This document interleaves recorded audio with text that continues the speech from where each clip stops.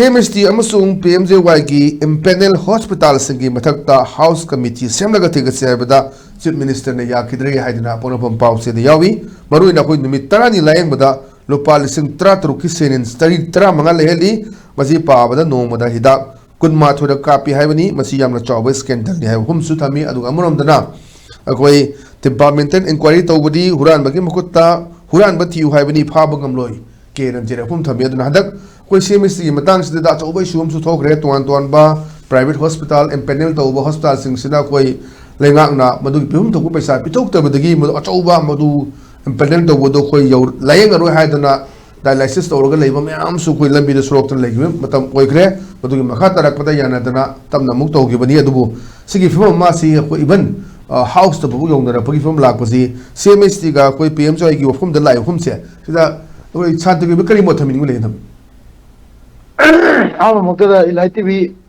in Viva, Quaipuno Crumsari, PMJY, what is there? No one at day. Quite in the gay, a Kogi Marup Omagi, Matano Pile, the Bagi, Matanga, PMJY, Zigi,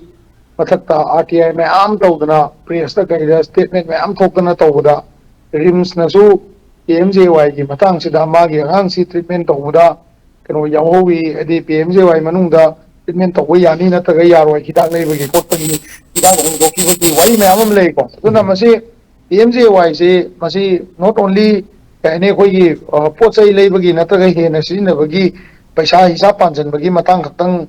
Masi, Wayakre Haitare, Honorable Chief Minister and Haibado, Kitang, Hoina, Taba, the Soy Ramhang, Haibada, so convincing Kitang, what Hoyi, Saiki, any publicly concerned with a matter that the Tisan Unjan by say. Sagi magi power da judicial inquiry tawni bo hai su natrasu inquiry committee ma departmental in set up to din wa ro vigilance tagi tawni bo hai su adu hai su haibam di thokra na khalle ko aduga sagi pokhalaga assembly da pot ama pokhala ko matam da madu fruitful oina lo chang bangam dana lai gi base masi miyam gi mangja bane ba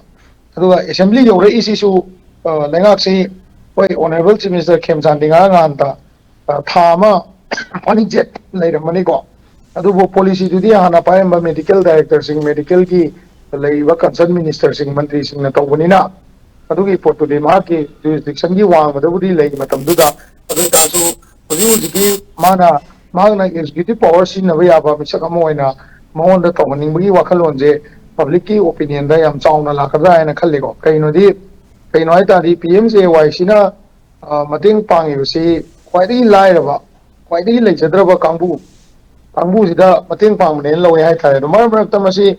Kanogi, Chief Minister Axel Gitusudum, Akogi Manipur government in Apasale, Quipitopang Andre, Matamgradi Lepatare, Natra hospitals in a Siza Hostel, and Toin High,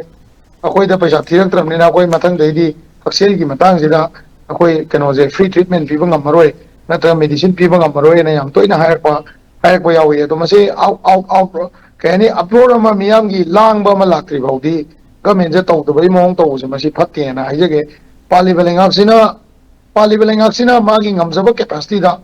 Miyangi pelan na ba madi Miyangi daka le visi menkhat pi na ba aduga chumaran ji dopi ba visi lenga ki mathawni assembly da yora ba matung da